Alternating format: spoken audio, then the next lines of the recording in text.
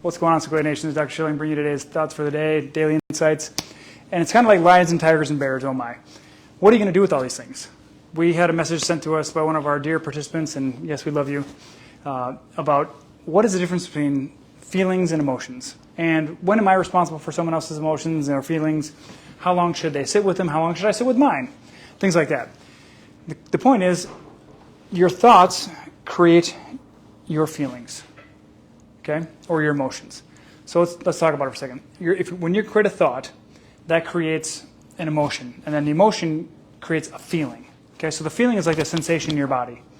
The emotion is it's sad, happy, remorseful, guilty, whatever it is. Okay, but then when your subconscious brain processes it, then it shows up in your body because your body is your subconscious brain, and that's how the manifestation happens. So what I said to this lovely participant earlier was, observe your thoughts, because that's what's going to determine your emotions. And if you don't like your thoughts, they're going to turn into emotions you're not going to enjoy, which eventually will turn into feelings in your body you're not going to enjoy. When it comes to external things, if we can segue into that for a moment, when you think about someone else's feelings of guilty. So the example I was presented today was, I don't want this person to feel guilty. Or if they do feel guilty, I don't want it to be for very long. And the other person was like, well, I just want to feel the guilt.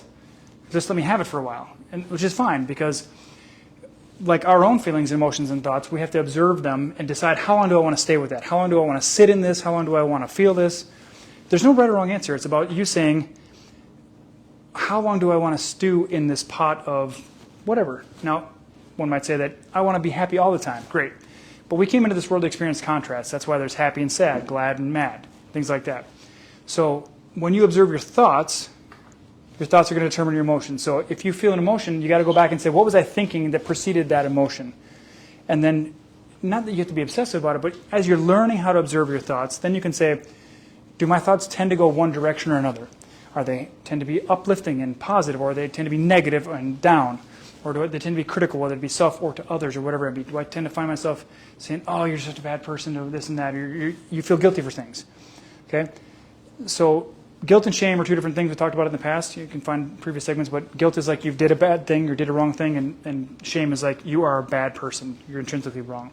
So whether you are affected by somebody else's feelings or affected by your own, first of all, say, how long do I want to feel this, whether I'm being affected by somebody or my own? Second of all, say, okay, if I'm feeling this way, what was I thinking that preceded this? Because it's a cascade. It's like all rivers flow to the ocean, all of your emotions flow to your body, you're going to feel them eventually. So the question for yourself is, A, what are my thoughts? B, how are they affecting my emotions? And C, what am I feeling in my physical body? Because your body, in the absence of a trauma, is showing up from the manifestation of your mind. Okay? Because all sensations in your body are processed in your brain.